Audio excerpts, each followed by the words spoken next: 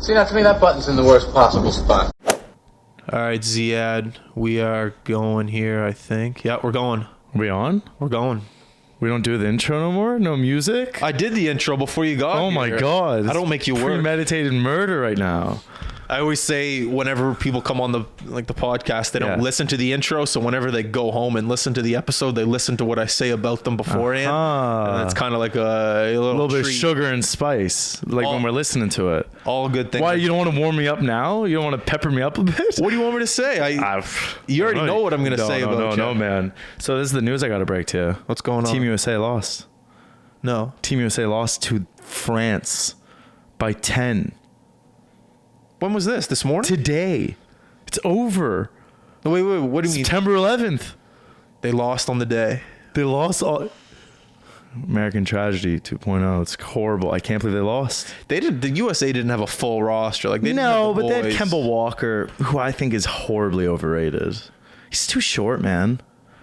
He's like 5 foot like 11 or something. I don't know who that is. Kemba Walker's a guy who played for Charlotte Hornets. Okay. Charlotte Hornets? Whatever Hornets. The Jordan team. Every time you come on the podcast, you drop words, you drop names that I feel like I should know, and I just try to rebuttal them. They're in your head somewhere. Anyway, so and then they didn't have any of the big NBA stars. Why not? But to lose to France is embarrassing because Evan Fournier just put up like 20 on them.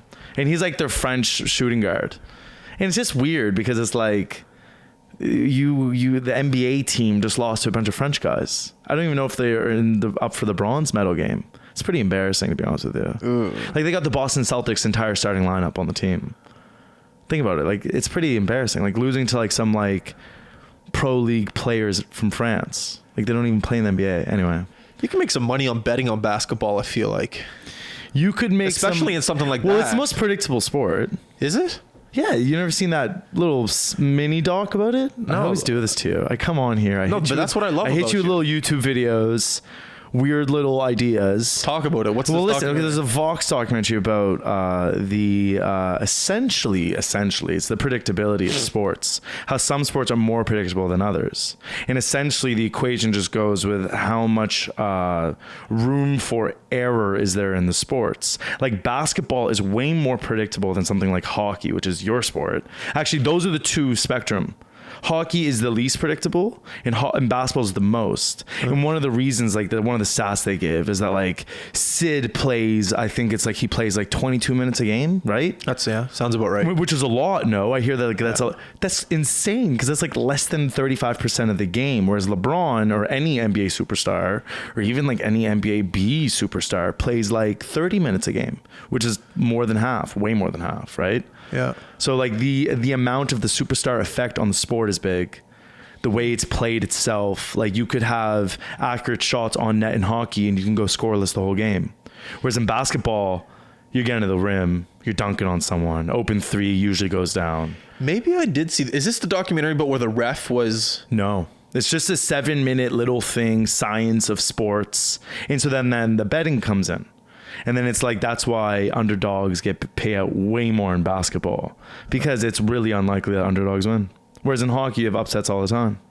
I've lost too much money in my early 20s on gambling and at the casino. I just stay away from it. I think we all have the gambling bug in us. No, of course, man. But it's just whether or not you have the discipline to stay away from the casino. It's that some game thing, you know? It's like you go in, it feels better when you win than when you lose. So I picked up chess in the last year. No. And they say chess, a ton. Well, I don't know why. You can play like on chess.com and stuff. You can play like 20-minute games really fast. Have you always played checkers beforehand? I heard checkers is a great warm-up to chess. No, I never played nothing, actually. I was just bored in one summer, and I was like, well, I got to pick something up. Who do you play against? Chess.com, man. Play online. So you play the computer. Well, I retired from basketball, so I had to get the competitive ego somewhere. Okay. We all funnel it somewhere. Yeah. You know what I'm saying? Yeah. Anyway, they consider that a negative sum game, where it's like every time you lose, it hurts way more than when you win. Like winning in chess, you don't really care that much. When you lose, it's painful, whereas betting is the opposite. Losing, it doesn't bother you. Winning feels great. So that's why we keep betting. Apparently, it's addictive. Apparently, some of the best chess players in the world are homeless. They live on the streets of New York in a certain park. Right. It was on it was on an episode of Comedians in Cars Getting Coffee where Kramer, I forget his real name, anyways, Kramer. Was Kramer? There's an episode with Kramer on it. Yeah, it's like the second episode. Richard something. Yeah. That's an embarrassment that I don't know his real name. No, that's okay. And he picked up the same thing as you. He was an athlete, and he had to channel his something into chess. So he went and. Well, this is what he heard. He was just in New York for a little bit, and he heard that some of the best players in the world were at this park 2 streets over. Right. And he just walked over and he saw these homeless guys playing chess. They call them like chess hustlers, something like that. Yeah. Because they sit there and they're like really high level actually, and they just work people all the time, and they kind of look like, they have the attire of a homeless person. Yeah. But clearly they're highly intelligent. Yeah, chess is a weird game, man. It's a super bizarre game. What's so bizarre about it? Well, because somehow it's very psychological, even though it's a board game. Well, it's very intimidating because everyone starts in the same position. Like if I play basketball against LeBron, it's like I'm already supposed to lose because he's 6'8" and like god-like athlete. But if I play against Magnus Carlsen, who is like, this guy's an OG, by the way, he's like the #1 chess player in the world. We start with the same position. And in fact, like 7 moves in, we could be at an equal position. And then he'll dominate. But you know what I mean? Like there's always an opportunity to win, which is scary. Like it's not scary playing against LeBron because you know for a fact that he's about to win 21-0. So you're saying the excitement of chess is that there's a possibility that you can be the best player. Exactly. You can play against a noob, an amateur, and lose. There's a lot of stuff like that online, but I go and start watching YouTube channels about how to play chess and what to do and all the strategies and shit. Yeah. It's a crazy world. It's so impossible. I'm not even a chess player. I just play the game. You know what I mean? Yeah. Like to play that game, you got to like deeply study it. It's got there's something like a billion or like some billion forms of the game. There's so many combinations of moves and stuff. Anyways, how the hell are we talking about chess? No, I'm fascinated by this. Well, it's really fun. And I'd recommend you try it out. I always recommend you to try out stuff. You never do any of them, do you? Yes, I do. Mostly it's music. Mostly you talk about when you come on and you say, listen to this album. True. I think the last time I came here was post Mac. It was the Red album of Mac Miller where he's sitting at the table naked. Right. It was before Swimming, wasn't it? Oh, wow. I can't believe he lost that album. Him and Nipsey Hussle, 2 guys that died, lost the Grammy to Cardi B. No, Swimming was the best. Swimming. Do you know that the final song on Swimming? See, this is weird that no one talks about this stuff. The final song on Swimming it's named So It Goes. Okay. So It Goes is a phrase made famous by an author who wrote Slaughterhouse-Five. Jesus. This can't happen right now. What's his name? Joe Budden? I just think of Not Slaughterhouse. Joe Budden. Anyways, the guy who wrote Slaughterhouse-Five will come to me in a second. Anyways, in that book, it's this like weird book about a PTSD American soldier from World War II, and he comes back home and he thinks he's getting like abducted by aliens. Anyway, in the book, every time a character dies, the sentence ends, and then there's just this mini sentence where it says, "So it goes." And then that sentence ends. In every time. And I think there's like 120 times in the book. So it goes. So it goes. Okay. Mac Miller puts that at the end of his last album ever. And then he dies a couple months later. And it was easily his greatest album ever. It's like the most beautiful funk. Think about that. That's like some weird predictive shit. And on top of it, the whole album is about how he survives within the addiction. Because he's swimming in his problem, not drowning. That's the whole consistent idea in the album. He does talk about death a lot. Oh yeah, man. The guy's completely like, he's faced it 100 times. I don't know. And then obviously caught up with him. Yeah. Unfortunately. Yeah. And he talked about like in the album, he talks about not being part of the 27 group and all this other stuff. I don't know. It's crazy. But just that So It Goes thing is kind of fascinating. Did you read the court documents of the guy that got charged about manslaughter? Did you read the court documents? No. I don't know if I want to bring it up because it's, I don't want to talk illy of the dead, but you should read the text between Mac Miller and the drug dealer and what he ordered and the certain drugs and the prostitutes that he ordered. They're doing crazy stuff. It's a cool read. I thought you'd be interested in it. Really? Because you're in law school. I'll check it out. It's open to the public. And what he ordered and stuff? The drugs he ordered, the amount of drugs he ordered, the women that he ordered for this night, the night he died. Yeah. Oh, wow. So you can kind of replay in your head of what he was going through the night he died. Man, it's weird. There's a lot of weird documentation around that stuff. I once found this like link online from the UK Shout out to my boy Matthew Mushadafi. He actually showed me this. He's from the UK. Okay. He's from Wales, to be exact. I don't even know if that's really the UK anymore. They don't even know what that shit is. And so he sent me this link when I was living in Beirut about the official documentation of all the deaths, accidental deaths in the UK. And it's just this link where they just all day for like the last 15 years, they write like two-liners about someone's death. Because tort law, like injury law, like how you die, like if you fall, like if a sign falls and kills someone, or if you're like unloading a truck, the truck rolls back, hits someone. Yeah. You know what I mean? This type of stuff. It's really weird, man. There's a lot of weird stuff on the internet when it comes to this stuff. It's weird documentation of people's deaths. I had a friend whose mom is a lawyer in the city. I'm not going to say his name because I don't want to get him in trouble. But there'd be High-button on liability. Yeah, I don't know if I. Well, do you want to? We need a lawyer actually. Oh God! Every time I come on here, I start sweating, man. I might start calling you. Get my lips running. And something's gonna fall out wrong. Get kicked out of law school. The amount of lawsuits that would come in through this firm about, a bus ran over this lady's toe. And it's incredible. You don't think about it, but there's things that happen every single day in this city that it's a near-death experience or a death experience that you don't hear in the news. True. And well, Canada is good with their media. Canada's good at a lot of the stuff they do, actually. Yeah? Yeah.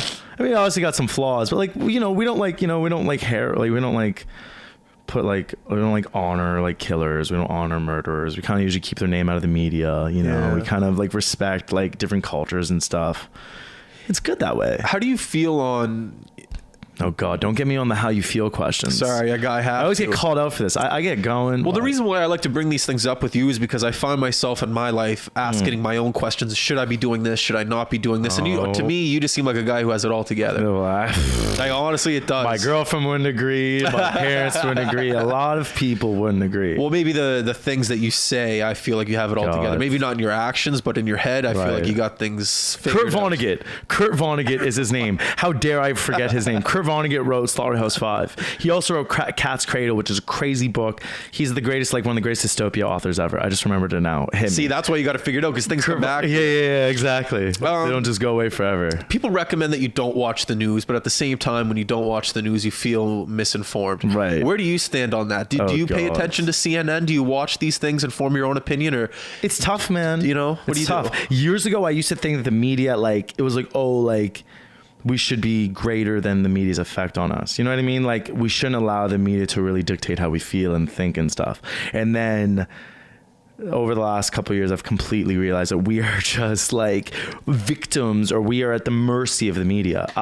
In terms of what to watch and stuff, the media is powerful, man. They spew one thing, your name out in the wrong sentence. I've heard here in Nova Scotia, I've heard of legal problems with people who never got in trouble legally, where a guy was up for a charge, a report was released on like Metro News or something that was false by accident, and now this guy, when you Google his name, the first thing that comes up is this potential case against him. This is for employers and stuff, This guy's a professional. And so the media has completely fucking ruined his name in Nova Scotia. He had to leave. He left. He doesn't live here anymore. Really nice guy, really professional, really like outstanding type person. And here he is, like completely, burdened by false news. And that's before fake news, I don't know, man. Media, when you watch it, you got to realize there's someone else's perspective being spewed. Like, okay, we sit here, you and I tell you Kemba Walker's too short. Well, there's someone else who will tell you Kemba Walker's one of the greatest point guards ever. He hit like a game winner in the NCAA finals, right? So it's about someone's perspective on something. Yeah. I think the media is the same way. I don't think there's anyone that's truly unbiased. Yeah. Completely. So, but you got to follow it. How are you going to know what's going on? But should you know what's going on?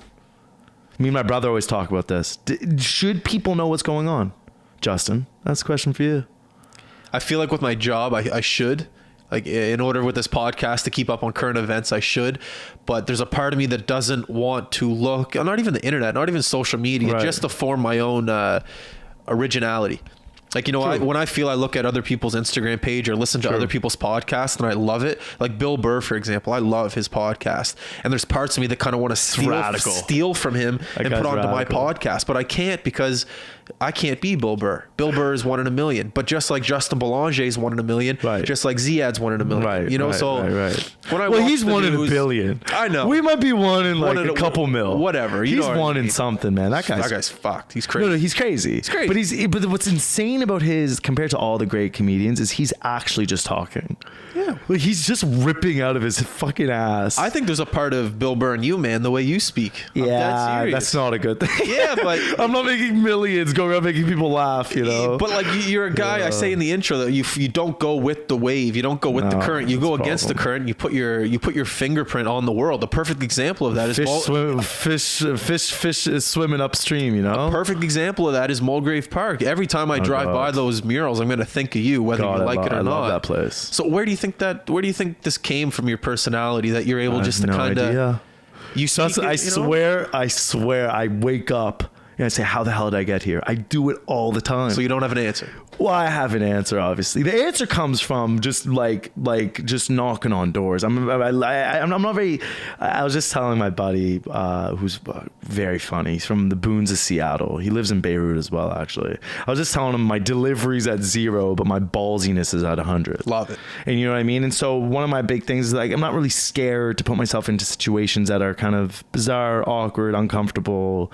It's almost how, like, we got onto this podcast. Like, I met you through my boy Drew McDonald at that hockey or lacrosse thing, and here we are fucking 2 years later. I've been on here 3 times. Yeah. How the hell did I get here? Yeah. This is a hockey podcast, you know? I don't sling or whatever lingo you guys use, you know? But fucking how did I get in Mulgrave Park? Because Jeremy Williams is the man. Oh yeah, Jeremy Williams is the man. That guy's fucking cool. That guy's interesting, man. This guy is like, if you talk to him, you don't think he's deep into the arts, but here he is, like the founder of one of the biggest mural festivals in like maybe Halifax's history or something crazy. So he's the founder of it, right? So that's how this works. Is that 3 years ago, it's the tragic story of Tyler Richards, and Jeremy's brought Michael Burt, who you've had the Burt boys on here, Trackside Studios. Shout out to them, and he got them to work on Tyler Richards' mural as a sign of like peace and love and post his tragic death. And that's a crazy idea. Why did he think of that? I don't know. He probably has an answer there. And then 3-4 years later, I'm on the team with him, and it's me and him, and we organized this huge thing with a lot of help from Mike, who brought in all our, you know, like the 3 of us are the bigger picture, right? Like that's what we are. We're an association. And how did I get into it? Because I saw him at La Fresco one day, and I said, "What's up, man?" He's like, "No, man, just, you know, working on this mural thing." And I was just like, "Oh, can I help?" I don't even know why I said that to him. I was like, "Oh, I'm not doing much. Can I help? Like, I'm new back in the city from Beirut and stuff." He's like, "Yeah, we got, you know, ABC problems." And I was like, "Oh, let me see what I can do." Like, just from the sake of just like helping a friend. And then 2.5 months, 3 months later, here he and I and Michael Burt are, and we had, I think it was a fucking home run.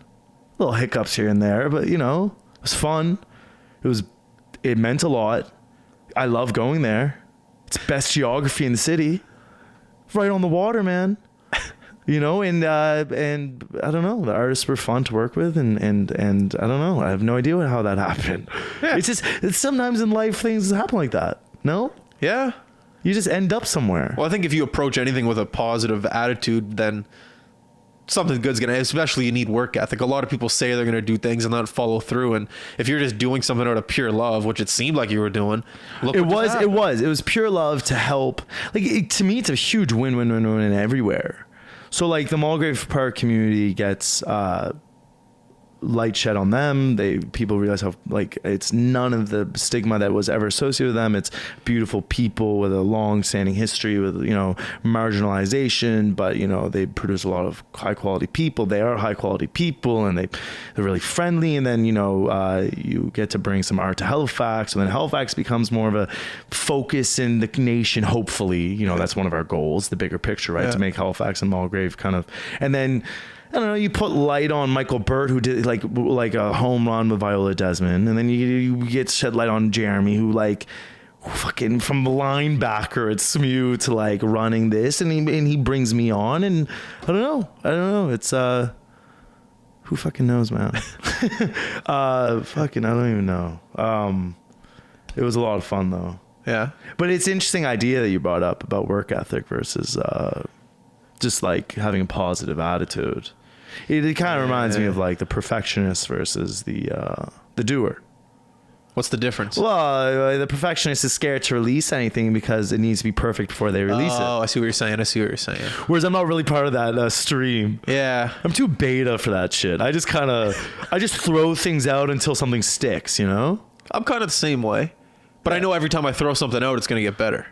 Right, exactly. And that's the point. Eventually, exactly. It'll be perfect. I don't think there's a perfect podcast. I don't think that exists. Right, and I think that's the really interesting part about it is because the interesting problem or the dichotomy, to use that word, between the doer and the perfectionist is, I think the perfectionist forgets that the only way to truly get perfect is to practice something. Yeah. And sometimes you have to practice things with other people judging you or criticizing you or looking at your stuff. Yeah. I think, yeah. You know what I mean? Like, instead of sitting around saying, how do I make this the best podcast possible? You said, fuck it. I'm just doing this podcast until it gets perfect. Yeah. You know what I mean? It's the same with a jump shot or I think that's the biggest skill set that anyone could ever have. I think that's one of my biggest skill sets. And it's the easiest one to have. I don't get embarrassed. I don't care about what people think. And that was a problem in my earlier days. You know, I had acne. I wasn't good at hockey. I was a terrible social skilled individual. Right. In my earlier 20s, but then you just kind of it's not that I went to a course or I went to a psychologist. It just comes with time. Right. And I kind of took that skill set, if you want to call it a skill set, but you got to be honest, man, there's a lot of people out there that are crippled by other people's opinions, and they're stuck in a cubicle right now because they're too scared to pick up a paintbrush because they're passionate about it and go sell it because they don't want people to think they're an artist. Like, one of the hard things about it all is that it's almost like a daily thing. You got to remind yourself not to care. But it's easier said than done. No, of course. I just mean like, what I mean is like, obviously, Justin, you and I, we in each in our own lives, I can imagine we've gone through highs and lows of not giving a fuck what other people think. Like I've had like a year straight where I'm like, oh, I'm just like brash and me. And then you forget to always be you, and then you start to think a bit more about what they think about you, and then slowly that creeps into your daily routine. Then you start wearing different clothes. You might put on a different accent or a different brand, or you might try the thing you do differently because, oh, he said this little thing. Like, other people's voices creep into our behavior, and it's weird. It's kind of weird. That kind of comes back to the whole, do you watch news and the whole social media thing? Because I'm very, unfortunately, it's a crippling thing of mine. I'm influenced very easily by things that, I like, and I don't know why I like them, 100%, and there's a part of me that's like, okay, well, I want to do that. I can do that. I can incorporate that into my everyday. 100%. But I feel like that's a negative way to go about it, because at the end of the day, it's taking away from your originality. That's a good point. It's a really interesting way of looking at it. Well, the thing with me is when it comes to like the whole media stuff, it's like it creeps into you, like everywhere you go. And it's amazing the impact it has on our, like, I don't like using the idea of a subconscious, but like, you have a reserved amount of ideas in your head, and this shit starts to fuck with them. Like, when I went to Lebanon, it like really educated me on like the Middle East and the Arab cultures and all this stuff, and I felt like I came back like really like enlightened in terms of like what being an Arab is. 2-3 years here now, or 2 years now, and you start to forget some of the fabrics. You know what I mean? What are some of the fabrics? Well, just like the idea is that like, I don't know, like Islam is a beautiful religion, and the Arab people are a beautiful people who are they're kind of a victim of recent modern history. You know what I mean? So there's a problem there. But then the more you spend time here, you start to forget some of the justifiers. Do you know what I mean? And you start to forget sort of the things that made sense when you're there, because the media here really inflicts you with things that say, oh, that makes sense. Oh, you're like, that's right. You know what I mean? Yeah. And it kind of plays with your background knowledge. Interesting. Yeah. And so it's not like me, Ziad, is actively thinking differently. Yeah. It's just hitting my reserves. You know what I mean? Plays into the back. I sound crazy. No, I get it. Justin brings me on here to spice this place up. I love talking to you, man. I don't know if any of that made sense. Fuck. There's a part, my cousin married a man from Jordan, and they had a wedding over there. I wish I could have made it. And there was a part of me that kind of, wishes I just kind of pulled up my socks and went. Right. Due to just kind of getting over that. Who's your cousin? My cousin, her name's Kirsten. Cool. Yeah, and he's from Jordan, and there was a part of me that wanted to go just to kind of get over that stereotype, because honestly, it's within me. It is within me. But it makes me, for sure, and it makes me sympathize with that issue more, because, bro, I just lived there. I'm like quite Lebanese. My whole life, like, I've essentially, I tell people I was raised between here and Lebanon, and here I am having moved back, and I'm starting to already develop more stereotypes. It's like the way we think within the stereotypes, it's like impossible to get around sometimes. Yeah. And that's, I think, because of maybe media is powerful. They say, what they say, whoever they are. Well, every time it's impactful. Every time I talk to my cousin about her going over there, I'm like, how was it? Like, were you nervous? She's like, no, it's great. Air conditioning everywhere. Had some amazing food. Yeah, a lot of Uber. Probably a lot of Ubers. Uber, like expensive, high taxes. I was like, but in my head, I'm thinking like, okay, like, did you have to look over your shoulder? Anything? Right. Was there any, like, but I hate that I think that way, but it's because I've never been over there. It's just one thing I want to do. That's what I'm saying. Or like, even with the States, like, clearly they have a lot of like domestic issues, and they got to fix that shit because it's fucked up. But like, then you think like, it's 350 million people, so it's really, when you go there, it's really friendly, really, really kind. They seem to be quite, like, I don't know, peace. I don't know. Like, I've had times in the US that strike me as nothing like I thought the US would be like. Like, New Yorkers are the nicest people. I always say some of the nicest people I've ever met. I've never heard anyone say that. Well, that's what I don't know. So that's what I'm saying. Like, my point is, it's depends on everyone's like individual experience. And every time I've ever been there, they've always been so friendly. I'm kind of a lost dog too, though. So I heard that they're just they're less responsive to idiots. Like, if you're an idiot tourist walking around, like, if you're a common sense individual, you know how to get around, pull up Google Maps, know how to get to 15 to 47. You're fine. Yeah, but I mean, sticking out like a sore thumb is never a good idea. Yeah. Like, that's not what you want to do anywhere. No. I want to ask you, I want to talk about your September 11th story. Where were you? How did the day progress for you? Like, in the intro, I talked about my day, so I thought I'd just ask you about your day. It is September 11th. Yeah. God damn. It's crazy to think that that's the thing that, like, I don't know, like, I don't feel like it's September 11th anymore. Like 9/11, you know what I mean? Like, when was that? 2001? So that's 18 years ago. 18 years ago. Damn. I was young. Same. Do you remember much? Yeah. I was on Brackley. I was living on Brackley. That's, Lindsay James. Yeah. Tyler James. I was their neighbor. Okay. Darren and Bubba. Okay. Shout out Spain. Barcelona lifestyle. I just remember walking home, and I remember, back in, this part of the Claim Park is the best place to raise someone. I loved living here. We're all walking home from the bus stop. So friendly. Everyone's garage is open. All the doors are open. It's like communal living. Like, you feel like you're in the Middle East or something, living around here, man. And I just remember we all walk into, I think it was I think a lot of the neighbors at my mom's house or something, and walk in, and all the parents are looking at the TV, and we didn't understand anything. It's scary. You're just kind of like, everyone's like tripping. I think a lot of the adults were crying. A lot of us, I think Chris Goshen's mom was like in New York or something at the time, or something like that. I don't know. I was like, what was that, 18 years ago? So I was like, geez, I was like 8, 9 years old. But I remember just a few glimpses, the flashbulb memory. That's what that's called. Yeah. In psychology, it's flashbulb memories. I just remember walking down Brackley Place, go through the garage, see the TV screen. I remember seeing the towers, fumes going up. Scary shit, man. Yeah. Weird times. Yeah. Don't get me on that conspiracy. Oh, God. There's a part of me that kind of wishes I was a little bit older, just so I could see the world change. I wish I could see airport security change. I wish I could see how people greet you when you walk into a door.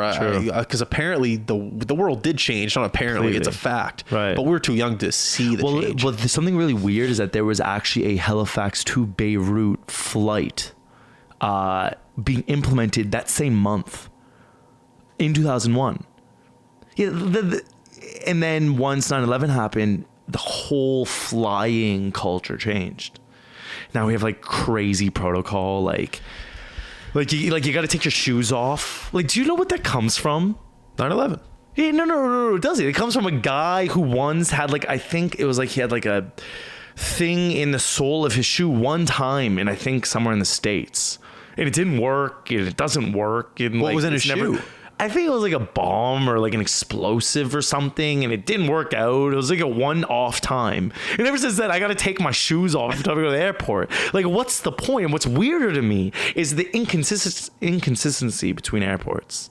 Yeah. I always think like you got to go to the airport where where they do the least amount, and think those are the things you have to do. You know what I'm saying? Yeah. Like, there's a lot of airplanes, like, they don't really care if you have like your headphones on when you're going up. What is that stuff? Like, it's like this like concept of like felt comfort in the airplane. I never understood it. Have you been down to Cuba or Dominican in the past like 5 years? Yeah. We went to, well, no, sorry. We went to Mexico. But you just walk straight into the airport off the airplane. Dude, the security I think I was in Cuba maybe 6 years ago. Right. Walking onto the airplane, going through security, the guy that's supposed to be looking at the beeper to see if it's going off. Checking his phone. He's hitting on a girl next to him. Not even looking. My highlights. My light went off. It was red. I had like I don't know, some metal in my, probably change in my pocket. Right. Go ahead. Yeah, man. Whatever. It's crazy. There's a crazy story of like some kid jumping on like a flight in Lebanon, and he like snuck onto the airplane. Like, how does it happen in 2019? I can barely get through Halifax airport with like chump change in my pocket, man. It's weird. I don't know. The consistencies in the airports are beyond me. Here's my other thing. Right. If the phone is on while flying, is that really going to fuck up the airplane? If it did, just think about this. Do you think that any of us would be allowed to fly with a phone on our person? No. You'd think that they'd collect them when you get on. That's just bullshit to me, man. I've been sitting next to people using it. Please. It's all fake. One lady told me I was using it on the runway, and she like said, turn it off, turn your phone off. This is ridiculous. I was like, lady, like, first of all, don't tell me what to do. Second of all, we're stuck here for a bit. Beefing on the airplane. Oh my God, some people. I don't mind traveling. Like, I think flight is one of the best inventions of our time. I think it's the closest thing we have to time travel. It's pretty crazy. Yeah, it is a lot. And like people that complain about it, I think, if you think check about yourself. You save yourself like 10 years. Whew. Whatever those boat rides used to be. They're saying it's going to get quicker. New York to LA could be within an hour. Right. Elon Musk. There's already my girlfriend's father works in the airline industry. Okay. And he's telling me about flights from Lebanon and Venezuela. Because Lebanon's weird, and there's a ton of diasporas from Lebanon to other nations. One of them is Venezuela. And with what's going on in Venezuela, maybe you're familiar, they had a famine and stuff, and Venezuela took a I should be politically correct about this. They took an L. This is not politically correct. They took an L. It's really sad. It's a sad story. Yeah. And a lot of Lebanese live in Venezuela, and so a lot of them now there's a consistent flight route between Lebanon and Venezuela. They're trying to do like a direct flight or something. Yeah. Do it in like 15 hours or something crazy. And it's there used to be flights in like the early 2000s that could cover distances way faster than they could now. Huh. Yeah, man. Or like you look at our train system here, like from here to Montreal, it takes us like 23 hours. I know. They got like trains in Japan that do that in like 3 hours tops. I don't know, man. We're behind on some things. But it's all about trying to make it better. Yeah. Well, that's the other thing about Mulgrave. We were talking about let's go back here for a sec here. We'll rewind. We were talking about how ballsiness, and you just got to talk to people, and a lot of people are crippled by other people's voices. I think one of the big things you find is we need like social practice. I always say this, but you need to practice socializing. It's like something people don't realize. Like, you need to be amongst other people a lot to realize things you can and can't say, and do and don't do, and you'll properly assess how sensitive you should be amongst everybody. Like right now we're a bit hypersensitive, and I think one of the issues is because we don't spend a lot of time around each other. Like, we need to be around each other more sober, more, I don't know, we need more areas to walk through. And that's why I like the Mulgrave Park initiative. In initiatives like that throughout the city, is you want to connect each other.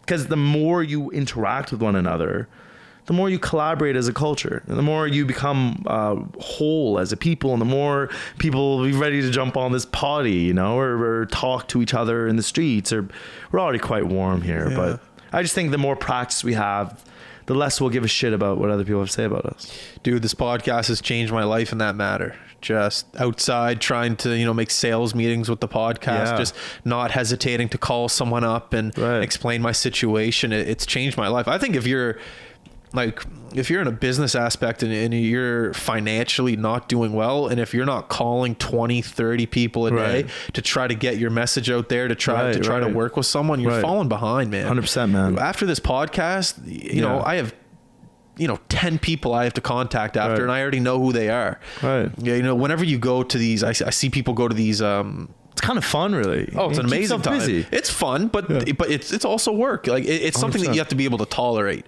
That's what I say about this. It's like, it's work still, but it's the type of work that I'm able to tolerate for the rest of my life and be happy. You know, even LeBron James playing for the Lakers, that's work, but he's just able to tolerate it. Work, nice his work, nice work. Nice work. I feel this, but you have to be able to tolerate talking to so many people at a day. Right. You got to tolerate dealing with other people, or you need to get in like a industry job where you're behind a desk and a computer, and but then you're fucking staring into a screen. Die with regret there. I know. I don't understand.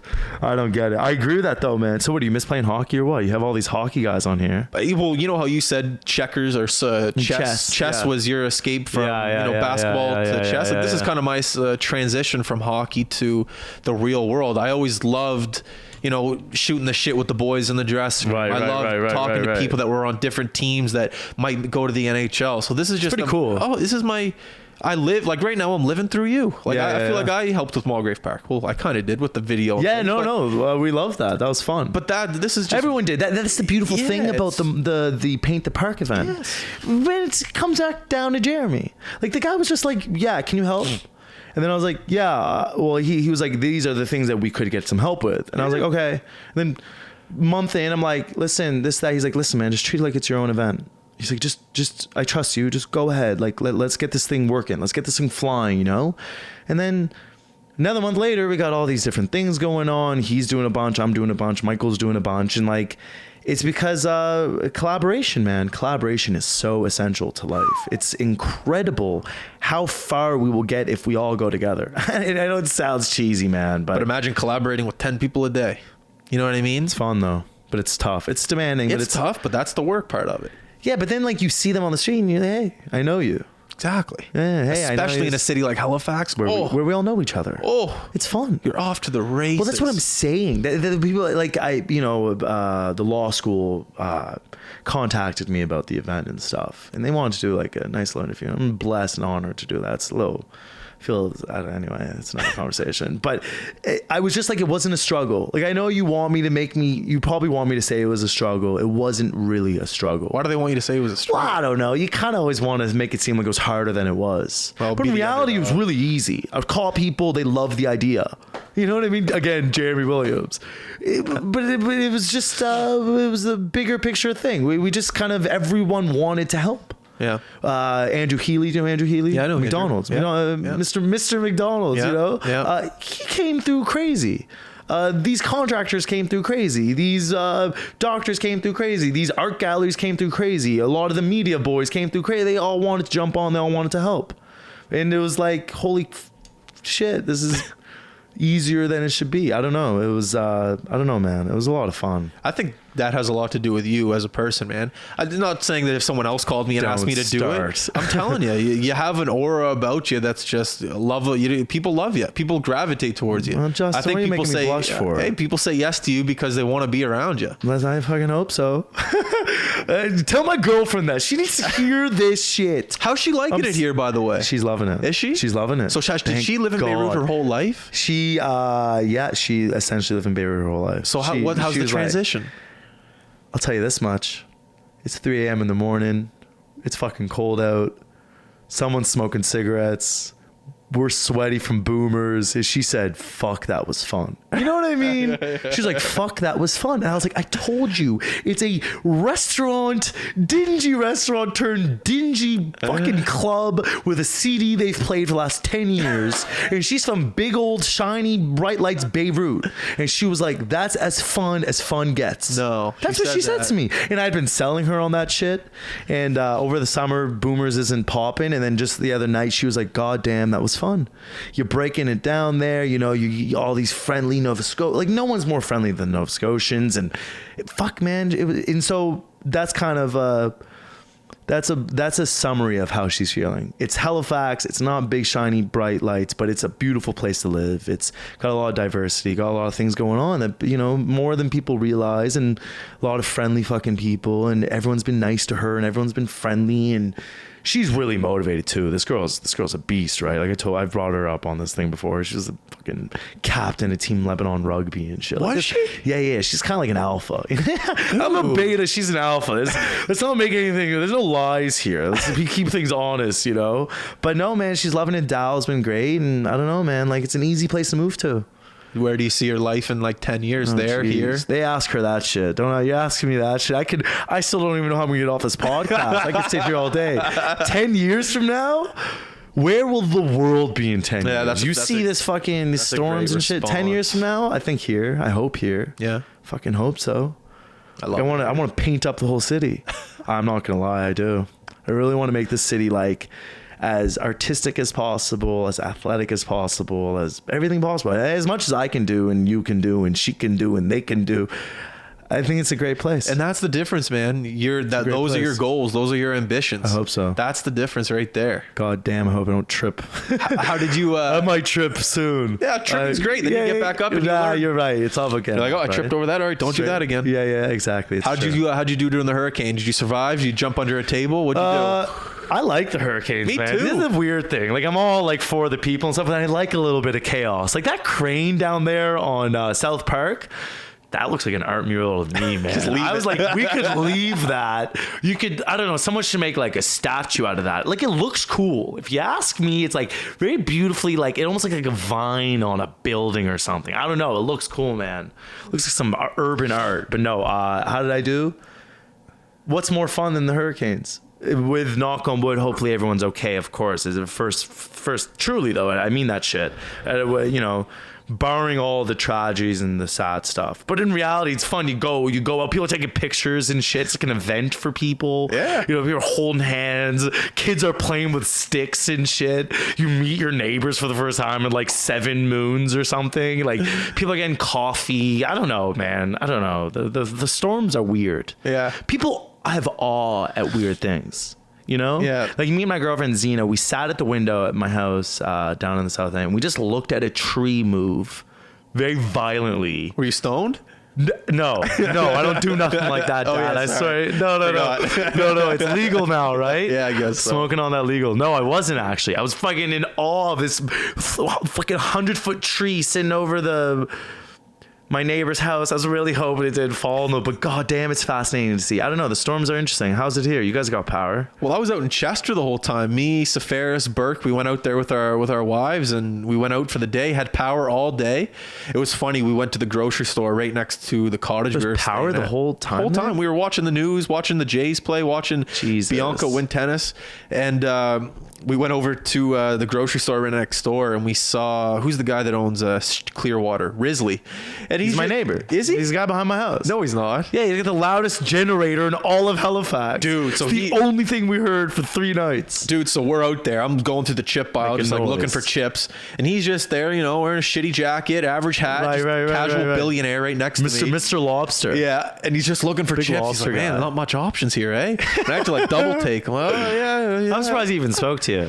Yeah, he won't even say hi to us. Everyone knew him there. Man, the Lowens, we're the Lowens, right? We're trying to have fun. You know, we have parties at the house and stuff. He's having parties. He doesn't invite me over. I swear to God, if I could get into that crib, we're going to have a good time. I'll make him Jay Gatsby. You know, Great Gatsby? Yes, I'll make him Jay Gatsby. I'll make him Mr. Gatsby. I'll make him the city's most beloved man. I swear I should be that guy's PR. He has the loudest generator I have ever heard. I'm not. mean? Well, he's got this huge generator outside of his house. Yeah. And it's like powering his like massive like it's like a mountain-sized mansion. You know, he outbid Sidney Crosby. For what? The house? To have the property. I gotta see this place. Yeah, well, it's Is it the big? It's not the big. It's peach not an house. eyesore either. It's really pretty, actually. What street? Bilton Lane, right at the end of Bilton. I don't know, man. This guy's got a crib. He outbid Crosby. Crosby wanted to buy it. Yeah. Wow. Sid, you're getting exposed out here. Should I say that stuff? I don't even know. I don't know. Maybe it's confidential. I heard that somewhere. That might be a lie. Everyone wants Sidney Crosby to be their neighbor. Yes. You know what I mean? I used to mow his lawn out in Grand Lake. That's what I'm saying. We all know him somehow. Yeah, we mowed his lawn, his parents' lawn, and then the house he grew up, that lawn. So it was Thursday. We just called it Crosby. Did he pay on time? What? Oh, he paid on time. He paid on time. I can imagine. And did he just pay an autographed jerseys? Like, that guy could just pay an autographed jerseys. I remember the first day. The whole year The contract. first day I was so nervous. It was like June, July, beautiful day. So I'm mowing his lawn. My boss is just like, yeah, like just go in vertical, make sure it's nice and neat. I'm like, all right, sure, no problem. But I didn't see his sprinkler system up, came out of the grass. So I'm mowing the lawn first day, fucking nervous, trying to keep a straight line. Right. Run right over the Where sprinkler. Sidney Crosby's watching from his window, And watching the lawnmower boy fuck up his grass. Sid is awake. Like, he's just like, I see the windows open. He's just in the house there chilling. I break the sprinkler system. Right. I don't know what to do. To this day, I didn't tell anyone. So I didn't tell Fucked my up his sprinkler boss. system? See, that's pretty fucked cool, up though. The sprinkler. That's pretty cool. Like, my claim to fame is that, like, I live in the house that he lost the bid on.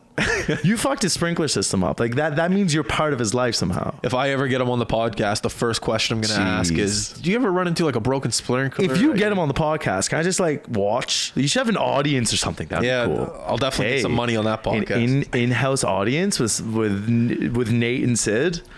They're a dynamic duo. I'd say that'll be 4 or 5 years, 6 years till I get them on. But I think it's pretty crazy that 3 of the top 5 players in the world right now are from Halifax. Nova Scotia.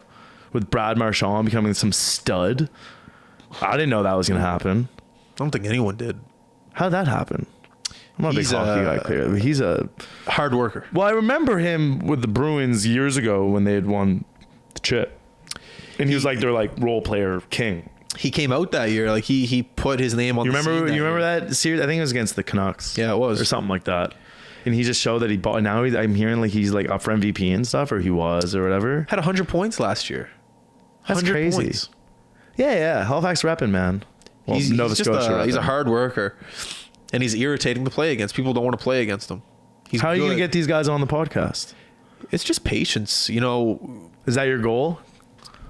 Hey, definitely getting Crosby, Nate, That'd be fun. Marchand. Jesus. I know it'll happen, but I only know it's going to happen because I'm going to do this for. I plan on doing this for the rest of my life. So they might not. You want to do media, eh? I don't want to do media. Media is cool. I want to talk to people, and I like that. I agree. By looking at our downloads, I agree. People care what I have. Not care what I have to say, but no, they want to hear local voices speaking about fucking shit. Yeah, I guess. Whatever the hell gets talked about on podcasts. Yeah. What's weirder than a podcast? Isn't it kind of trippy? A little. You sit, you record yourself talking about stuff. It's like so Seinfeld-esque. Like Seinfeld was 10 years too late. Early. Yeah, too early. Like Seinfeld would be perfect in this era. It could have helped a lot of people. I got a whole like battery operated thing. Like, when did things need to become battery operated, though? The social awkwardness that they could have implied into the show with cell phones. Oh my god! He didn't reply. Yeah. What's he doing? It was in charge. Yeah, it didn't deliver. That's the excuse, and it's just the worst excuse ever. Now everyone knows everything gets delivered. Yeah. That's kind of the fun part about that blackout the last couple of days. The best excuse ever not to talk to people. Yeah. Even for being such a social person, everyone wants a great excuse to be alone. Yeah. That's like one of my things with my sisters. They hate that about me. I don't let them sit alone. It's like, you want to do something alone, watch YouTube, watch it around me. Just sit in my presence and watch it. I think alone, like being alone is, I don't know. It's seductive. You know, you like to be alone, but it's like, and it's this like wormhole. You get into it and then you like being alone more and more. And then you stop like talking to people and you stop shaving. And then 10 years later, you have like a like doctrine or so. Yeah, exactly. Your bags under your eyes and shit. No, I don't know, man. Media. So you want to do media or not? No, I don't want to. I don't want to do. Well, media. that's the right way to think about it. Yeah. You want to be good at something before you say you're doing something. I'm working on a craft, man. I'm trying to master. I want to, like, eventually one day I would love to, like, the high button sports thing, the heartbeat of it is the podcast, but around it, I will agree with you. I do want to do some part of media. You know, like, we're going to Liverpool next week to talk to the Canadian women's national hockey team as they play some other teams. We're going up there as a media team. Cool. So there's part of it for sure that wants to be media, but I want the heartbeat of it and the most consistent thing to be the podcast. Right. You know, I'm really trying to master this podcast game with my conversation skills, my attention skills. Right. And, you know, as we all know, the world we're going in, man, looking at your phone, your attention span is 5 seconds. Well, so I run our social media account for the Bigger Picture Association with all the murals and stuff I'm posting. And it's been a really interesting ride to learn, like, what will not work when you post and what you got to deal with and what you got to do and, like, the timing of the day, which, like, a lot of people already understand, but it's just amazing how little people are willing to watch stuff. We're thumb scrollers. What a weird behavior. We just sit there and we used to crack rocks. Now we thumb scroll over a glass screen. It's so bizarre. Yeah. It's very bizarre. It's an interesting thing. We try to post every day, and I agree. You'll learn what you're ripping through. Yeah. You're just ripping through shit. Yeah. Well, you know, I agree with what you're saying, man. It's not about the end goal. I always try to say it's all about, like, how you approach every day with it. I kept telling that to Jeremy, and even with, like, basketball and hockey or even law school, it's like, or any fucking endeavor, it's like, it's not actually about, like, the final result. I mean, it's very important and you want to do well and shit, obviously. It's like the original source of our motivation. But I think the way to get there is to work on it every day. It's kind of like back when I was saying, like, we have to work on our self-esteems every day. We got to work on our, like, stereotypical thinking every day. Like, it requires a daily upkeep. And I think one of those things is getting good at something. Yeah. Like, I don't go to law school hoping I get grades. Like, that shouldn't be the final idea. It should be, I should go to, like, understand how to read a case or understand the concepts in the case or understand it quickly, you know, how to master the ability to look at a document, a legal document. That was my one beef with school. What's that? Just that I had to prove myself to my teacher. You know, I've almost been fired from every job, pretty much. Like, I can't prove, like, someone, you know, someone sitting me down and saying, listen, Justin, you have to prove yourself to me to work here. I struggle greatly with that. Really? And I don't know. It's a glitch I have. So you're like the opposite of me. Because I usually just do things to prove it to people. Really? Like, that's kind of my original source. Yeah? Yeah, I'm the second child. Tarek, my older brother's a beast. So, like, my whole life has been like, oh, can you match up to him? Your brother's really smart, isn't he? Yeah. Someone was telling me that. Smart motherfucker. He's smart, man. This guy tells me he reads something once. Like, think about that. Like, who says that now? Would he come on the podcast? Fuck yeah. Or would he just be over my head every single second? No, he's a lot more normal than me. He's a lot more simple. I don't want normal, though. He would make you laugh. He's way funnier than me. We're big stand-up people. Oh, yeah? Oh, man. We, like, digest stand-up comedy. So what do you think of Dave Chappelle's? Don't get me going. Go. This will get me out of law school. We're only 15 minutes in the podcast. Is it? Yeah. Is it okay to say I laughed? Like, is that even okay to say? Actually, I think you should get off the podcast. Yeah. I'm liable for your podcast right now. I laughed. I laughed a lot. A few times I applauded. I don't know. Like, it's crazy. He's so good. He's so good because you can't even talk about what he made you laugh about. Think about that. It was so controversial. We're in different situations, you and I. I gotta, like, care about how I sound to people. I don't know. I think I should. I don't know. My dad always warns me, don't go on that fucking podcast. Is that what he said? Destroy your name. You know, it's a thing with law. It's important. You know, you want to trust and you have this image to upkeep. And unfortunately, it's true. And obviously, I'm a very honest person, so I don't want to, like, fucking blow my tires out. But I'll tell you this, he's ballsy. He fucking said some crazy shit on that podcast. It was awesome. Opening joke about Anthony Bourdain. Like, come on. Oh God. Okay, that's a crazy joke. Do you want to hear some? Okay, I got this story for you. I'm just gonna tell this story. Okay, so my friend Waylon Fairbanks, he's from the boons of Seattle. Yeah. He worked on a dock in Seattle at 19. On the dock was this guy, as typically is done, Lebanese man, 45-year-old, moved to Seattle to get away from Lebanon, and he's talking about all the things he hates about Lebanon. The traffic, the controversies, the religions, the nightlife, the food. I guess he got over it all. And that sold Waylon to go to Lebanon. So then Waylon Fairbanks, this fucking guy, man, we could get him on the podcast one day. He ends up going to Lebanon. Long story short, he goes there, full scholarship for the university. They only give out 3. Then he gets a full scholarship for the MBA program, which they only give out like 2. So this guy's like a whiz kid white guy from Seattle living in Lebanon now. He's been there for like 8 years. He's like a reporter now. So he's in Cyprus. He's sitting at a bar. Guy at the bar, old man drinking whiskey, talking to Waylon. Waylon is an inquisitive person, kind of like you and I. He likes to talk to people. The guy starts telling him, yeah, I worked in the food industry in Lebanon in like 2007, 6, 7, 8. He's like, oh, so cool. He's like, yeah, I met Anthony Bourdain when he came to Lebanon. No. And Anthony Bourdain did a lot of episodes in Beirut, and he speaks really highly of Beirut. And Waylon's like, yeah, isn't it crazy that he just committed suicide with his lifestyle? And this guy was like, I don't think he committed suicide. And Waylon's like, what are you talking about? And so he's like, well, have you ever seen, oh man, I don't even know, just tell the story. No, tell it. I don't give a shit. So he's like, God, he was like, have you ever seen Anthony Bourdain's neck? Waylon's like, what are you talking about? He's like, well, he has these burn marks on his neck. It's like, that's not from his like old days as being a chef. And we all know Anthony Bourdain's background, and alhamdulillah, he got out of that stuff, had a great career, but you know, he had a pretty crazy background. But that's not from that stuff. That's an arm thing. The neck stuff, according to this guy, comes from Anthony Bourdain's fetish of erotic asphyxiation. Do you know what that shit is? Yeah, it's like when you choke yourself. Yeah, exactly. Yeah. And so then this guy starts telling Waylon that Anthony Bourdain weeks before was tweeting, making fun of people for doing erotic asphyxiation. So this guy's now claiming, with a new wife, a young child, living the greatest life ever, as Dave Chappelle said himself. This guy didn't kill himself. He died by accident.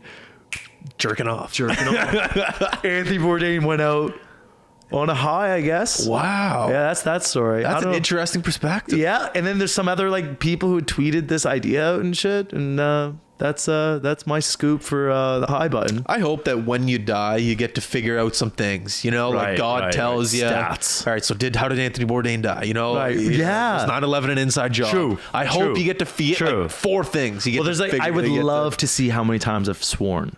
You know what I mean? Like just just a numbers count. That's a cool thing. You know what I mean? How many people like how many people actually liked you? Yeah. Who actually liked you? Who talked about what you're behind your back the most? Right. Were you wrong or right about this or that? That would be a cool thing. Did the Sacramento Kings get fucked over by some refs? Like, I want to know if the NBA is rigged. Do you believe sport rigging? Do I believe in it? Yeah. Yeah, of course. As long as the mob is alive, there will be rigging in sports. Wow, I like that. That's an interesting idea. That's a good point. So, wait, Dave Chappelle, what'd you think? That was amazing. Yeah. He is... I thought it was interesting what Rotten Tomatoes did. They closed voting down for the percentage to 4 people within Rotten Tomatoes. Right. And at the end of the 4 people voting, it was 0%. Then they open it. They open it up to the public, and it's 99%. Hilarious. So when I'm thinking of everything that I'm doing with my life, here's me again comparing myself. No, man, that's how we live. Humans I just think, okay, well, it's what we know. The general public cares about the truth. True. Cares about the truth. True. So when I'm on this podcast and I'm talking, I'm trying to tell the truth as much as possible. So when I'm watching his podcast, or his comedy special, I loved it. You know, how could you not? I think he did something. I think he did something that was really elegant. In what sense? That's the thing is, I describe that special as really elegant. He was really respectful to a lot of communities. He was really respectful about abortion.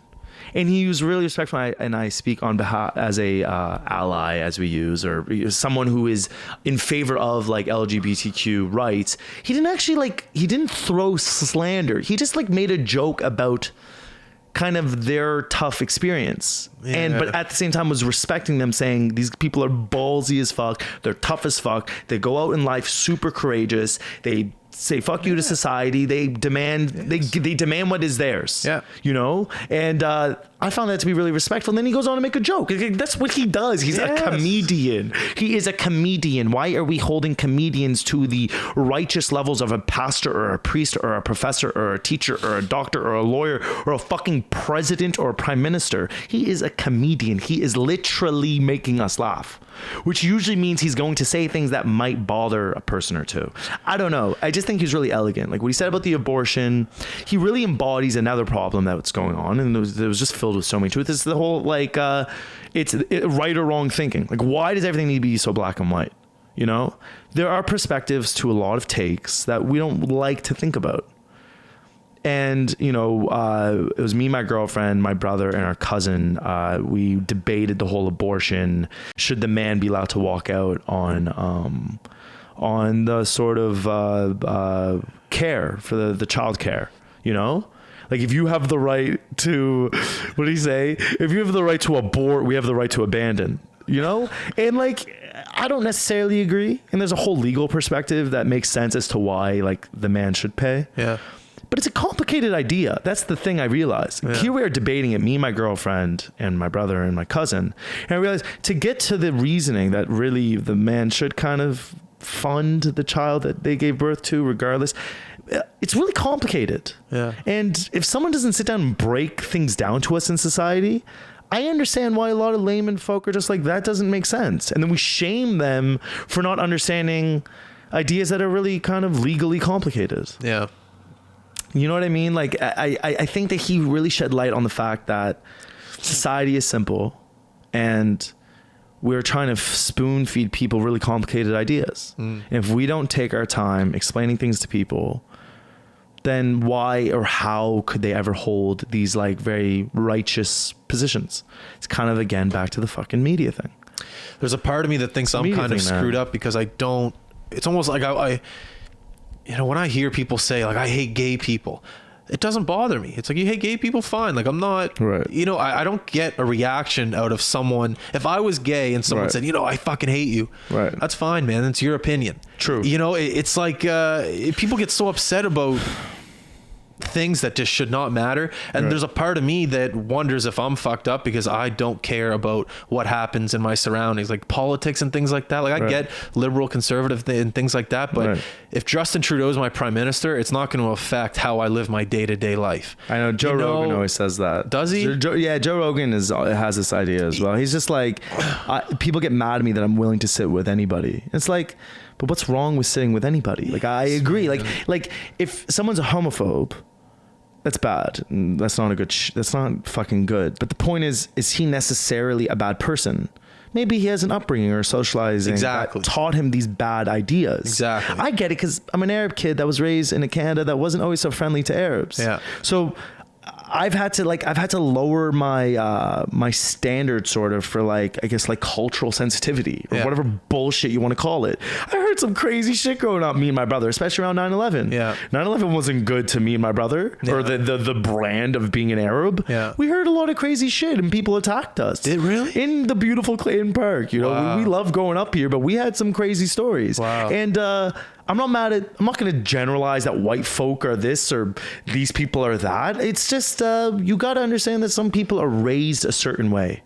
A child says what the parent thinks. You know what I mean? So often it's not really the child or the teenager or the fucking even young adult's fault. It's how we are raised. So I'm willing to sit with anybody too, because the only way to fix things is to talk about them, and instead of ostracizing one another for our bad ideas, we should kind of work together to get somewhere else. Yeah. Like this way, Justin. Have you ever had like it probably is good that I sit here and tell you that Islam is a beautiful religion and that there's a lot of beautiful principles too, and it's very humble and very modest and very collective. That's probably good for you to hear. Yeah. You know what I mean? Because you and I are meeting together to talk, and that's good for talking sake and culture sake. I don't fucking know, man. No, it's what the people need. We live in such a divided world.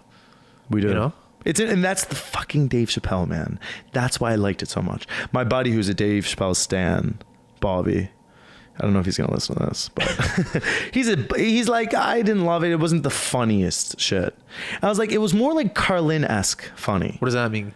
Well, George Carlin. Oh, George. Sorry. Okay. Yeah, no. Sorry. It's just it's kind of truth funny. Yeah. Kind of like you're just listening. You're kind of taking it in, you know. Like I found one of his specials like a year ago was like that. He was sitting smoking a cigarette, just telling the truth. He wasn't telling jokes. Right. Well, that's what comedians are. Tell the truth. They just tell you the fucking truth. People say, what does it take to be funny? You just tell the truth and make fun of it. That's all it is. True. All it is. True. Why do you think Jerry Seinfeld's so good? He just tells observable he's great. truth. Yeah, he's great. But like the car ride thing, like in the Comedians alphabet people. No. The Dave Chappelle joke with the alphabet people. Oh yeah, the LGBTQ community being in a car getting somewhere. The L's don't like the Q's. The Q's Yeah. don't like the It's like really funny. It's like dynamic funny, and like there's clearly some triggering ideas in it, but really the holistic concept is these people are making moves for themselves. That's really good. Yeah. You got a male comedian standing on stage kind of like respecting the fact that these people have made great waves for themselves. Yeah. Why is that a bad thing? Like, okay, we're going to make fun of it a bit. I don't know. I guess the problem is I was raised my culture being made fun of. So in my mind. I never thought of that. Well, that's the thing. And so in my mind, it's like everything should be made fun of. Yeah. Because we're the fucking, we couldn't play hockey because in every corner we would have made a corner store or some shit, whatever. That's funny. Some bullshit I heard. All this crazy shit, That's whatever. Yeah, I mean, I don't know. It's, I think in order to help other people, you got to work on yourself. I think Dave Chappelle is just, he's got everything figured out. I think not everything, but I think he's secure with who he is. He's a master at what he's doing. And if you can make fun of a situation that the world is in, I think that makes the world a better place, because anyone that takes themselves too seriously, I think that's one of the funniest things in the world. True. I think people that take life. True. Oh, that's fun. You got to have fun with it, man. You got to have fun with it. Coming from a guy who just sat on a podcast for an hour and a half. But are you crushed for time right now? Not really. I mean, I probably got to bounce soon, to be honest with you. It's 11:12. Yeah, I should go. I got class soon. I have to meet Trackside Studios. Oh yeah. Reppin'. But anything else? What are some final thoughts here? What's your recipe for life? What do you think people should be focusing their time and energy on? Because it seems like you're a guy with direction. You know where you're going. Justin, stop! I literally am not. Man, any guy that gets an interview on the news the other day. Any guy that no, it's just tell them. No, it's just. I reject what you just said, but I don't know, man. It's about effort. You gotta try. I don't know. You just gotta try different shit. You gotta just put your foot down, put your foot in the door. You can't be really scared to fail. It sucks. Rejection sucks. You feel embarrassed. You get all red. Your back gets sweaty. Your thigh gets sweaty if you're me. I don't know. I get sweaty in the weirdest places. I don't know. Like, you can't really be scared of the failures. And those will come. And I know it sounds fucking cliche, but it's just kind of true. Like, you will surprise yourself with where you'll get. And a lot of people say that shit. And I don't know. If you shoot for the moon and you miss, you'll land among the stars. That's what they say. Right. Something like that. I don't know. Something like that. I don't know.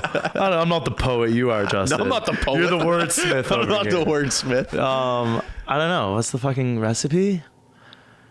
I don't know. Me and my sisters always talk about this shit, and my brother, of course.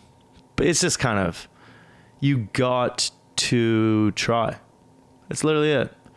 You just got to try. You got to take your own day and try. I don't know. That's what I got. What about you? Man, it's just work hard and don't care about what people think.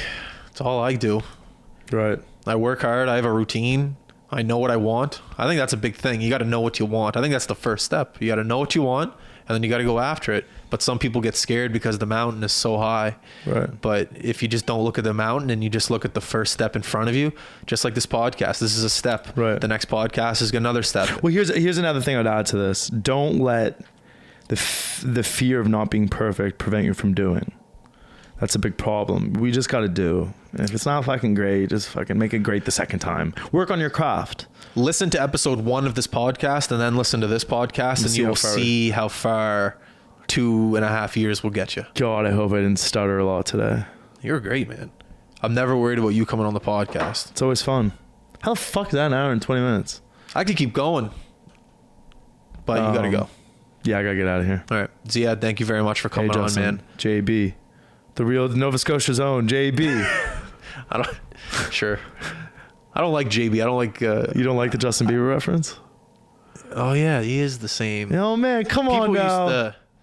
Yeah, I'm not gonna get into that. All right, thanks a lot. Thanks for having me. Thank you very much. My man. We're just going to sit here and thank each other for 10 minutes until we get off the podcast. All right, everyone listening, thank you very much for tuning in. Make sure to go to all of our social media outlets. Please like, please subscribe, and please comment. Facebook, Twitter, iTunes, SoundCloud, YouTube, all that good stuff. I hope you learned from Ziad. I know I did. Once again, Ziad, thank you for coming on. Hey. We are out. Peace.